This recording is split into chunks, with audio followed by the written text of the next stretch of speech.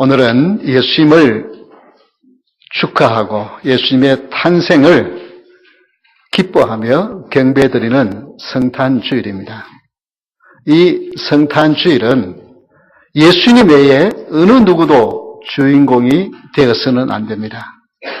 물론 이 주일만 아니라 우리가 모이는 모든 예배의 중심은 오직 예수 그리스도이십니다.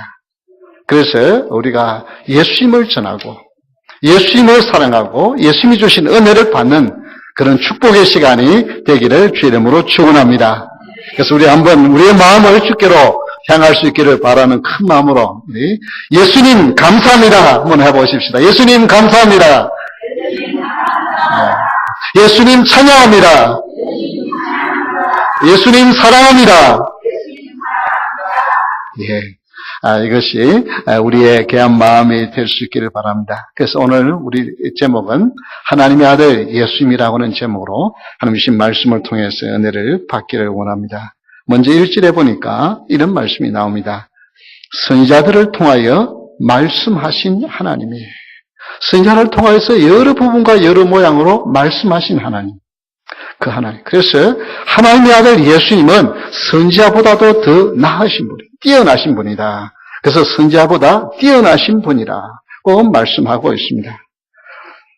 많은 타락한 인생들을 위하여서 선지자들을 보냈지만, 정말 대단한 선지자들을 하나님이 보냈지만 백성들은 그 말씀을 들을 기회가 없고, 심지어 어떻게 했느냐면 그 선지자들을 끔찍하게 살해하고 죽이는 일을 했습니다. 그래서 이 타락한 인생들에게 선지자들을 보내어도 듣지 아니하니까 우리 하나님이 마지막으로 이제 선지자보다 나은 그의 당신의 아들, 이 아들은 선지자보다 나을 뿐만 아니라 심지어 천사들보다도 나으신 그분을 보내셨다라고 말씀을 합니다. 그래서 갈라디아서 4장 4절에서 5절의 말씀 우리 한번 같이 읽어볼까요? 때가 참에 하나님이 그 아들을 보내사 여자에게 나게 하시고 율법 아래 나게 하신 것은 율법 아래에 있는 자들을 속량하시고 우리로 아들의 명분을 얻게 하려 하심이라. 예, 때가 찼다. 예수님이 오신 것은 때가 찼어요. 어떤 때냐면은 모든 사람들이 그 예수님에 대하여 관심이 없고 하나님에 대하여 관심이 없고 죄악으로 가는 그 때에 이제 도저히 안 되겠다. 그래서 하나님이 때가 되어서 예수님을 보내주셨다는 것입니다. 뭘 하기 위해서? 율법 아래 죄악에 매여서 죽음밖에 영원한 멸망밖에 기다림이 없는 인생들에게 뭘 해주기 위해서요? 하나님의 아들의 명분을 얻게 하기 위해서. 그러니까 이 성탄절은 너무나도 놀라운 사건이고 너무나도 이제 감사하는 일인 것입니다. 선지자들은 종이지만 예수님은 하나님의 아들이세요. 하나님의 아들을 이 땅에 보내주셨어요. 누구와도 세상에 비교할 수 없는 그분을 보내주셨다는 것입니다. 예수 그리스도는 이 땅에 오셔서 뭘 하시느냐 하면 죄인이 된 사람들을 구원하기 위하여 의인이 아니라 죄인을 구원하기 위하여 죄인을 해방시켜 주시기 위하여 오셨다는 것입니다. 그래서 갈라디아서 5장 1절에 이렇게 말씀합니다. 우리 같이 읽을까요? 그리스도께서 우리를 자유롭게 하시고 자유를 주셨으므로 그러므로 굳건하게 서서 다시는 종의 멍에를 매지 말라. 우리는 흔히 미국을 뭐라 그래요? 프리칸츄리에서 내가 자유롭게 내 마음대로 한다고 그러는데 그것이 자유가 아니라 죄에 매인, 그래서 죄를 미워한다고 하면서 죄를 싫어한다고 하면서 죄를 벗어날 수 없는 그런 종된 그런 인생의 삶을 살고 있습니다. 그런데 그런 죄에 종된 우리를 무엇으로 해요? 자유하게 하고 하나님의 아들과 딸로 삼으시기 위해서 예수님이 이 땅에 오셨다는 것입니다. 그래서 여러분 예수님 안에 있으면 죄가 종노릇 못하게 되는 기적과 역사와 능력이 나타나게 될 줄 믿으시기 바랍니다. 예수님을 예수님의 여러분 가운데 진짜 있는 사람은 죄에 매여 사는 인생이 아니라 성령에 매여서 의의 길을 걸어가는 죄를 비웃으며 사는 사람이 된다는 것입니다. 그래서 오직 예수 그리스도 안에 참된 자유가 있고 예수님 안에 소망이 있고 예수님 안에 행복이 있습니다. 여러분, 이 한국에 명절이 되어지면은 명절 스트레스라고 굉장하죠. 이 명절 스트레스가 얼마나 심한지 한국의 지난 추석 때는 어떻게 했어요? 주부들이 공동 파업을 선언할 정도로. 우린 명절에 음식하고 제사장 차리고 하는 거 이거 너무 힘든다. 우리 아무것도 안 하고 그냥 들어 누워 있겠다. 그래가지고 주부들이 파업을 하는 날이었습니다. 근데 미국에도 이 할리데이 스트레스가 상당하다고 합니다. 왜냐하면 이 할리데이가 되면 각자가 뭐예요? 자기가 바라는 뭐가 있어요. 이번 이 할리데이 때는, 이번 크리스마스 때는 어떻게 했으면 좋겠다 하는 그 기대가 있는 거예요. 그래, 사랑하는 가족들이 모여도 어떻게 해요? 각자의 자기의 기대가 다 다른 거예요. 그러니까 어떻게 해요? 자기 기대가 안 채워지면 어떻게 돼요? 스트레스가 쌓이죠. 그래서 역시 한국이나 미국이나 이게 할리데이 스트레스가 심각하게 있습니다. 예를 들면 자녀들이 결혼을 하기 전에는 당연히 명절이 되면 부모 집에 와서 같이 시간을 보내습니다. 그런데 어떻게 해요? 이제 자녀들이 시집가고 장가를 가서 가정을 이루면, 그리고 이제 아이들이 생기면 어떻게 하고 싶어요? 그냥 명절에 크리스마스 때는 좀 우리끼리 우리 자식들하고 좀 오붓하게 보내고 싶은 마음도 있을 수가 있어요. 그런데 만약에 부모들이 아니야, 너희들은 꼭 우리 집의 전통이야, 꼭 다 모여야 된다, 만약에 그렇게 하면 어떻게 되겠어요? 이것이 서로 스트레스가 되는 거죠. 그래서 우리는 충분히 대화를 나누고 어떤 전통이라도 그것이 더 건설적인 방향으로 나가도록 결정하는 것은 중요한 일인 것입니다. 그래서 이렇게 우리가 할리데이가 되어지면 가족이 어떻게 할 것인가 이런 생각을 가지는데, 특별히 여러분, 성탄절은 가족이 중요한 것이 아니라 누가 중심이 되어야 된다고요? 예수님이 중심. 가족이 얼마나 모이느냐 안 보이느냐 그것보다도 성탄절은 예수님께 집중하는 날이에요.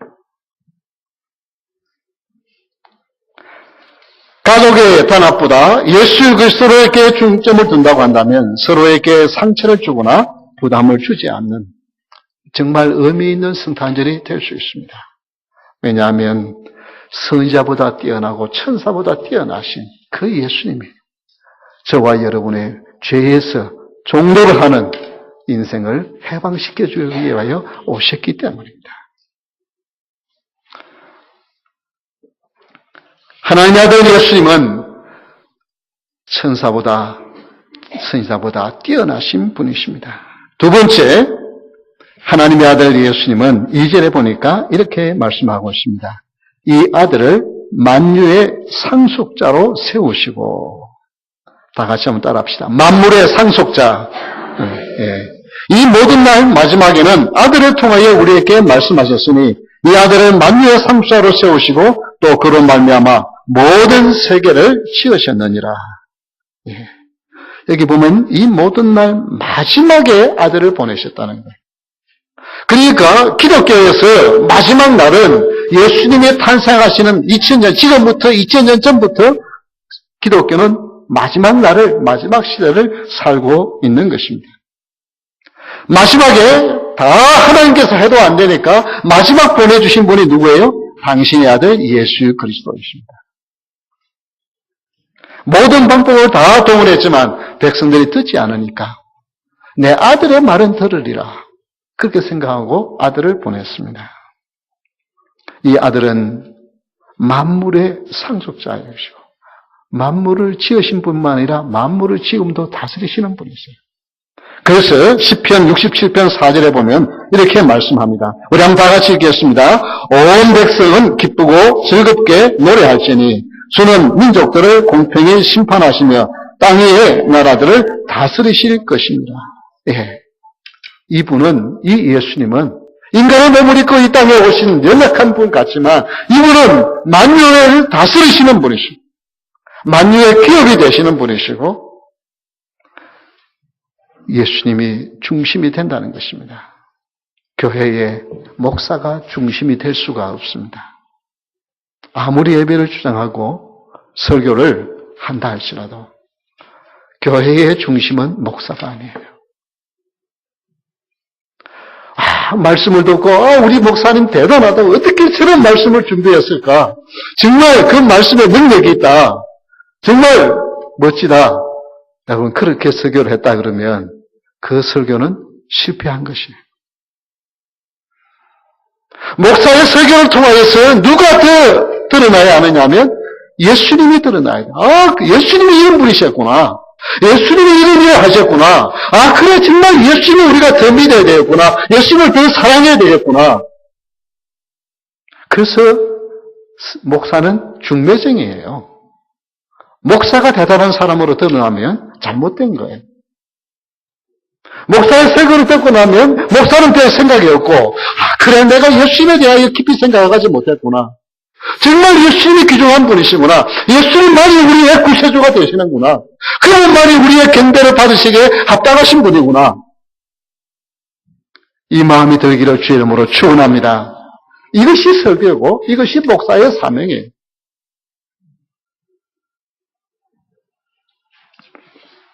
어느 누구도 예수님보다 더 관심을 받아서는 안 됩니다. 교회에 아무리 열심히 헌신하는 분이라도 그분이 교회에 관심을 받아서는 안 되는 거예요. 그분의 헌신과 수고를 통하여 예수님만이 드러나야 되는 거예요. 하나님의 아들 예수님은 왜냐하면 만물의 상속자이시고 만물의 구원자가 되시고 지금도 만물을 주관하시는 분이 되시기 때문입니다. 그래서 여러분 다른 것은 몰라도 예수님에 대한 관심은 오늘 더 깊어질 수 있기를 주 이름으로 축원합니다. 로마서 8장 17절에 보면 자녀이면 또한 상속자 곧 하나님의 상속자요 그리스도와 함께한 상속자니 우리가 그와 함께 영광을 받기 위하여 고난도 함께 받아야 할 것이니라. 만물의 상속자이신 그 예수님이 너무 귀중해서 그 예수님만 바라보며 살아가면 우리에게 뭘 주신다고요? 예수님이 하나님의 나라를 기업으로 받은 것처럼 우리도 만물의 상속자가 된대요. 예수님이 받으시는 그 기업을 여러분과 같이 가질 수 있는 축복을 누린대요. 이게 얼마나 놀라운 말씀이에요. 상속자는 소망이 있습니다. 지금 힘들고 어려워도 여러분 하늘나라에는 여러분의 분깃이 있는 줄 믿으시기 바랍니다. 예수님이 받으신 그 상속을 여러분도 같이 받는다니까요. 자녀들이 여러 명이면 어떻게 해요? 그 부모의 재산을 어떻게 해요? 자녀들이 다 나누어서 상속을 받듯이 우리가 예수님 안에서 예수님처럼 하나님의 상속자가 되신 그분처럼 우리도 부분을 받게 된다는 거예요. 그러니 더 기쁘죠. 우리는 그냥 그 부분을 쳐다만 보고 있는 것이 아니라 여러분도 예수님 안에서 하나님의 나라를 상속하는 하나님의 나라를 소유한 자가 된 줄 믿으시기 바랍니다. 그래서 이 땅에서는 땅 한 평 없고 집 한 채가 없을지 모르지만 하늘나라에서는 여러분의 상속 받으실 하나님의 나라가 있는 줄 믿으시기 바랍니다. 우리 한국의 1인 가구가 급속히 증가하고 있다는 통계입니다. 1990년 안에는 9%였습니다. 10명 중에 한 명이, 한 가정이 겨우 이렇게 혼자 사는 가정이었어요. 그런데 2010년도에는 23.9%로 증가했습니다. 그리고 앞으로 2025년이 되면, 그러니까 기껏해야 이제 한 5, 6년만 지나면 31.3%가 될 것이라고 하는 통계를 내놓았습니다. 그 말은 무슨 말이냐 하면, 세 집이 있으면 그 중에 한 집은 혼자 사는 집이에요. 앞으로 5, 6년만 있으면. 그래서 그냥 고독사라고 말하면 사람이 죽었는데 시체가 썩어서 냄새가 나야 그 이웃집에 신고를 해가지고 그 사람이 겨우 죽었는지 아는 그런 세대가, 그런 집이 특수한 집이 아니고 이제 세 집 중에 한 집이 그런 집이 된다는 거예요. 여러분, 이럴 때 점점 세상 사람들은 예수님에 대하여 관심이 없어져 가고요. 이제 미국도 선교사를 받아들여야 될 정도로 이제는 교회에 나가는 사람이 줄어들었고, 한국도 그렇고. 점점 관심이 없어지는데, 그런데 저는요, 이 통계를 보면서, 아니야, 희망이 있다. 사람들이 외로운 사람. 그때 잘 살고요, 행복하고요, 사람들이 주위에 많이 있으면 예수님에 대하여 별 관심이 없을 거예요. 그런데 혼자 외롭게 있으면 그때 누군가가 사랑으로 다가가고 복음 전하면 복음을 받을 가능성이 훨씬 높아지죠. 그래서 우리는 2025년이 되어지면은 세 집 중에 한 집이 이런 혼자 사는 집이 된다고 한다면 오히려 더 복음을 힘있게 전할 수 있고 더 많은 이제 교회의 부흥이 일어날 수 있는 가능성이 있다고 하는 이 말씀을 준비하면서 그 생각을 하나님께서 주시더라고요. 여러분, 세대가 복음을 거부한다고 교회가 필요 없는 것이 아닙니다. 인간이 타락하면 타락할수록 교회는 더 필요하고 더 구원의 소망을 줄 예수 그리스도가 필요한 줄 믿으시기 바랍니다. 그래서 여러분 기죽지 마시고 그런 사람들 말이야. 예수님을 믿으면 여러분 혼자 사는 것이 아니라 임마누엘 되신 주님이 당신과 함께하여 당신의 행복한 삶을 살 수 있다고 담대하게 증거할 수 있는 증인이 될 수 있기를 주의 이름으로 축원합니다. 왜냐하면 하나님의 아들 예수님은 만물의 상속자가 되시고 만물의 구원자가 되시기 때문입니다. 세 번째, 하나님의 아들 예수님은 그의 능력의 말씀으로 만물을 붙드시며 라고 했습니다. 다 같이 한번 따라합시다. 말씀으로 다스리심. 예, 하나님의 말씀으로 세상을 다스렸어요. 3절 말씀에 보면 이는 하나님의 영광의 강체시요 그 본체의 형상이시라 그의 능력의 말씀으로 만물을 붙드시며 저를 정결하게 하는 일을 하시고 높은 곳에 계신 지극히 크신 이의 우편에 앉으셨느니라. 예수님은 하나님의 영광의 광채이실 뿐만 아니라 우리 하나님의 본체의 형상, 하나님과 똑같으신 분이에요. 그런데 그분이 이 땅에 오셔서 무엇으로 다스리신다고요? 하나님의 말씀으로 다스리신다. 말씀, 이 말에는 놀라운 능력이 있습니다. 하나님께서 천지를 말씀으로 창조하셨고 지금도 말씀으로 다스리십니다. 그래서 여러분 이 말을 할 때 이 말이요 얼마나 힘이 있고 능력이 있는지 이 말의 위력을 여러분 함부로 생각하지 마십시오. 종종 말씀드렸죠. 여러분 이 화초 하나도 축복하면서 물을 주고요. 쓰다듬으면 잘 자라요. 근데 이 못난 화초, 아이고, 이게 그렇게 하면서, 저주하면서 화초에 물을 줘보세요. 그 화초 말라 죽어요. 아니면 썩어 죽든지. 여러분, 말이 얼마나 중요한지.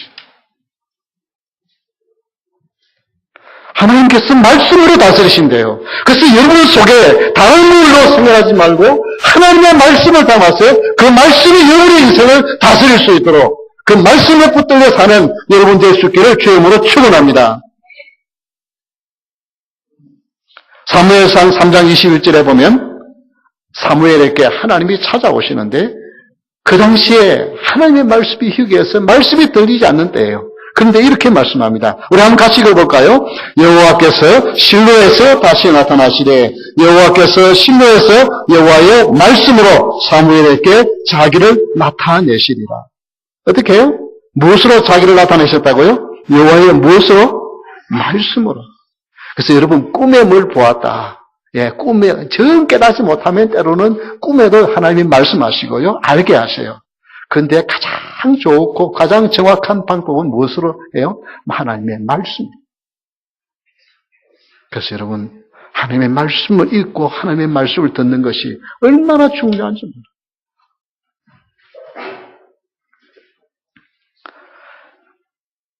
우리 교회 성도님들은 흔히 그런 말을 해요. 가끔씩 어디 가서 막 재미있는 그 부흥회나 이런 데 가가지고 설교를 듣고 하면은 막 이런 것 같은데, 그런데 참 재미있어야 되는데 싱겁다 그래요. 싱겁다 그래요. 왜? 재미있는 거는 연속극 보면 더 재미있죠. 목사가 아무리 웃기면서 이야기해도 연속극 보면 더 재미있죠. 재미있는 예능 프로그램 보면 더 재미있죠. 그거 목사가 그렇게 하려고 그러면 그거 못 따라가요. 목사가 해야 될 일은 하나님의 말씀을 선포하는 것이고, 그 말씀이 사람을 다스리고, 그 말씀이 사람을 변화시키고, 그 말씀의 능력이 나타나는 줄 믿으시기 바랍니다. 그래서 설교는 하나님의 말씀이 선포되어야 그것이 설교고요. 하나님의 말씀이 선포될 때에 그 말씀을 통해서 예수님이 여러분을 다스리는 줄 믿으시기 바랍니다. 그래서 여러분, 다른 것보다도 누구의 귀를 기울이는 것보다 예수님의 말씀에 귀를 기울이는 저와 여러분 될 수 있기를 바랍니다. 야고보서 1장 18절에 보면 이런 말씀이 나옵니다. 그가 그 피조물 중에 우리로 한 첫 열매가 되게 하시려고 자기의 뜻을 따라 진리의 말씀으로 우리를 낳으셨느니라. 무엇으로 우리를 낳으셨다고 그랬어요? 진리의 말씀으로 우리를 낳았대요. 그러니까 여러분이 하나님의 자녀가 되어진 것이, 여러분이 무슨 특별한 DNA를 받아가지고 다른 사람하고 비교해보면 여러분의 DNA는 예수 안 믿는 사람하고 달라서 하나님의 아들과 딸이 된 것이 아니고 무엇이라고요? 하나님의 말씀을 여러분이 듣고 그 말씀을 아멘으로 받으니까 그 아멘으로 받는 사람이 뭐가 되었다고요? 하나님의 아들과 딸이 하나님의 자녀가 되었다는 거예요. 그래서 하나님의 자녀는 어떤 사람이냐면 하나님의 말씀을 듣고 믿고 그 말씀의 삶 속에 나타나는 사람이 하나님의 자녀인 것입니다. 그래서 여러분, 하나님의 말씀을 떠나서는 아무것도 없어요. 그래서 기독교의 존재는 이 성경을 벗어나서는 아무것도 없습니다. 성경을 떠나서는 무슨 이야기하면요, 기독교처럼 보일지 모르지만 그건 기독교가 아니에요. 모든 말씀은 어디에서 나오냐? 하나님 성경 말씀. 기독교의 모든 기초는 어디에 있느냐? 하나님의 말씀이죠. 그래서 우리 장로교의 특별히 개혁주의에서는 웨스트민스터 신앙 고백과 대소요리 문답인데, 그것이 그냥 우리의 교리로가 아니라 거기에는 깨알같이 성경 구절이 밑에 다 적혀져 있어요. 우리가 하는 이 신앙 고백이 우리의 무엇이 머리에 나온 것이 아니라 바로 성경 66권 하나님의 말씀에서 나온 것이라고. 그 말씀을 다 너무 66권 너무 많으니까 잘 모르니까, 이게 초신자들에게 무슨 뜻인지 모르니까 그걸 요약해 놓은 것이라고. 그러면서 뭐라고 말하냐면 언제든지 우리가 하는 이 고백이 성경과 틀리다고, 성경과 배치된다고 말하면 우리는 바꾸겠습니다라고 고백하는 것이 바로 우리의 신앙 고백이에요. 그래서 여러분, 하나님의 말씀을 기준히 여기기를 주의 이름으로 축원합니다. 이제 2019년도부터 오늘의 양식을 가지고 있습니다. 왜냐하면 OIB가 1년 성경 통독하는 프로그램을 없애버렸어요. 그래서 2년에 한 번 통독, 3년에 한 번 통독하니까, 그래서 1년에 한 번 정도 우리가 성경을 읽어야 되겠다. 그렇게 해서 이제 오늘의 양식을 가지고 이제 성경을 읽도록, 이제 앞으로 설교도 그게 중심으로 또 나갈 거예요. 그럼 이제 1월 1일부터 마태복음, 그 다음에 창세기, 그러니까 구약과 신약을 몇 장씩, 그래서 하루에 3장씩, 그리고 주일날 4장씩 읽으면 1년 성경 66권을 다 통독을 하게 되었습니다. 그래서 여러분, 성경을 가까이요. 아무리 교회에 오래 다니도 하나님의 말씀에 대하여 잘 모르면 아직 신앙이 어린 신앙이에요. 그래서 하나님의 말씀을 귀중히 여기고 하나님의 말씀을 가까이 하는 자가 될 수 있기를 바랍니다. 여러분, 한 신문에 보니까 이쁘게 말하는 당신이 좋다. 그 임영주 대표가 쓴 책에 잠깐 요약된, 제가 그 책을 본 건 아니고 그 책에 대해서 잠깐 요약을 해놓은 것을 이렇게 읽어보았습니다. 거기 보면 이런 이야기가 나와요. 이 말이 참 이렇게 얼마나 요즘 한국 아이들이 똑똑한지요. 7살 먹은 어린 딸한테 뭐 밥 먹으면서 TV 보고 이러니까, 야, 너 밥 먹으면서 TV 보지 마라. 그러니까 뭐라고 대꾸하는 줄 알아요? 엄마도 밥 먹으면서 TV 보는 거면서 그러는 거예요. 그러니까 엄마가 하는 말이, 그래, 어른하고 아이들은 차이가 나잖아. 어른은 그래도 되지만 아이는 그렇게 하면 되나. 그러니까 뭐라고 그러세요? 그러면 가만히 있으면 되는데, 엄마도 할머니한테는 애기잖아요.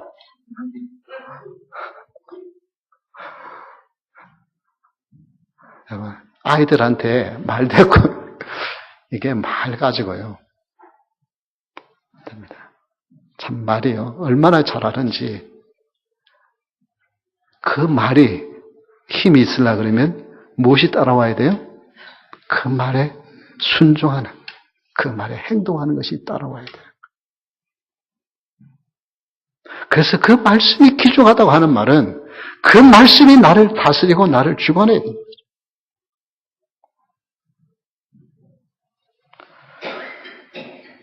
부소울에 있었던 일입니다. 어느 목사님이 기차 안에서 무신론자와 대화를 나눕니다. 한참 동안 변론을 하다가 이 목사님이 성경책을 펴가지고 성경에 이렇게 되어 있지 않느냐 하고 무신론자에게 이렇게 반박을 하니까 이 무신론자가 화가 나니까 그 성경책을 탁 잡아가지고 창문 밖으로 던져버렸어요.